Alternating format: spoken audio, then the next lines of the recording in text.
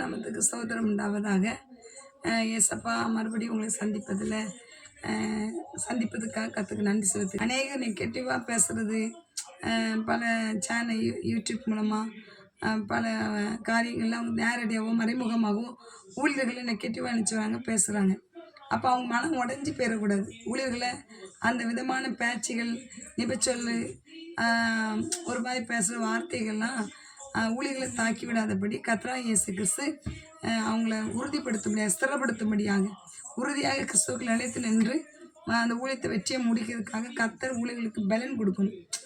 நம்ம சொல்கிறோம், நம்ம எல்லாம் ஈஸியாக சொல்லுவோம். ஆனாலும் அப்படி மற்றவங்க தூற்றும் போது மனசு உடைகிறது எல்லா மனிதர்களுக்கும் இயல்பு தான். நம்மளை ஒரு மாதிரி பேசுகிறாங்க அப்படிங்கும்போது மனசு உடஞ்சிரும். நம்ம கரெக்டாக நடக்கிறோம், ஆனால் நம்மளை தப்பாக பேசுகிறாங்க அப்படின்னா எந்த ஊழியர்களுக்கும் தாங்க முடியாது.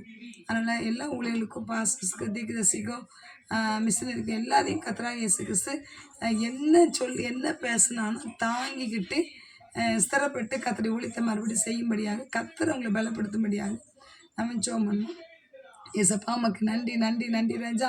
அப்போ அந்த நெகட்டிவ் கமெண்ட்ஸ் இதை வச்சும் எந்த ஊழியர்களும் அப்போ பாதிக்கப்படாத குடும்பங்களை குறித்தோ, பிள்ளைகளை குறித்தோ, அவர்களை குறித்தோ, ஊழியத்தை தப்பாக பேசும்போது கூட உடஞ்சி போயிடக்கூடாதுப்பா. ஏசப்பா, அதோட மட்டும் நம்ம உண்மையாக இருக்கும், நேர்மையாக இருக்கும், உத்தமமாக இருக்கும், கர்த்தர் அறிவார். ஆனால் நம்மளை பற்றி இப்படிலாம் பேசுகிறாங்க ஆண்டவரே அப்படின்ட்டு மனம் உடைஞ்சி போகாதபடி. ஏன்னா மனம் உடைஞ்சா அந்த ஆவி முறிஞ்சு போயிடும். அது மட்டும் இல்லாமல் இயேசுக்குள்ளே இன்னும் முன்னேற முடியாது, கிறிஸ்துவுக்குள்ளே அடுத்த லெவலுக்குள்ளே போக முடியாது.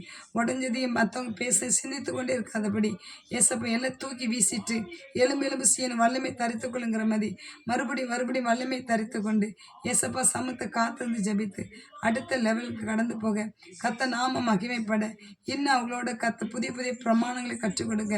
உடைக்கப்படாத முத்திரைகள் உடைக்கப்பட, புதிய செய்திகள் வெளிவர தேவனா மகிமைப்படணுமா ஜபிக்கிறோம். வல்லமையாக எடுத்து ஊழியர்கள் பயன்படுத்தணுமா ஜபிக்கிறோம். எந்த நிபச்சொல்லும், எந்த அவமான சொல்லும், யார் தன்னை ஊழியர்களை குறித்து பேசினாலும் மனம் உடைஞ்சி போகாது. கத்திற்குள்ள அவங்க பலப்பட, ஸ்திரப்பட கிருபை பாராட்டணுமா ஜபிக்கிறோம். அப்போ கால் ஊன்றி கத்திற்காக நிற்க, இயேசுவையே பைத்தியக்காரன்னு சொன்னாங்க, இயேசுவையே தகப்பனே மோசமாக பேசினாங்க. ஆனாலும் இயேசு கிறிஸ்து இதெல்லாம் அறிந்திருந்தார்.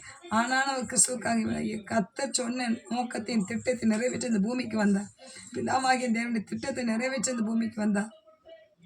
நாமளும் இயேசு கிறிஸ்து ரோல் மாடலாக வைத்துக்கொண்டு யார் என்ன சொன்னாலும் பதில் பேசாமல் எசப்பா நீங்கள் யுத்தம் பண்ணுங்கன்னு சொல்லி கிறிஸ்துவுக்குள் ஸ்திரப்பட்டு வளர கர்த்தர் ஒவ்வொருவரையும் ஆசீர்வதிப்பாராக. ஆமென். ஹல்லேலூயா.